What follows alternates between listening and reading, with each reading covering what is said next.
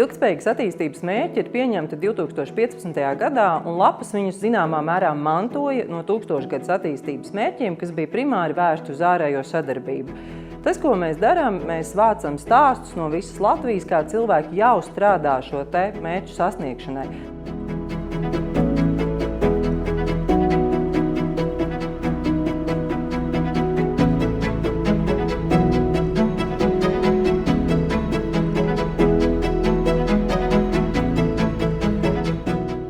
Lapas kopā ir apkopojušas 80 stāstus, ko mēs darām šo mērķu ieviešanai.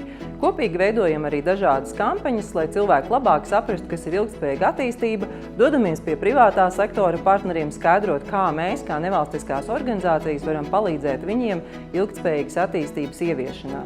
Tāpat arī veidojam tādus kā papildu ziņojumus, kad valdība gatavo pārskatus apvienoto nāciju organizācijai, kā tad mums klājas ar ilgtspēju, un dodamies arī ar ministriem kopā ziņot to starptautiskā līmenī.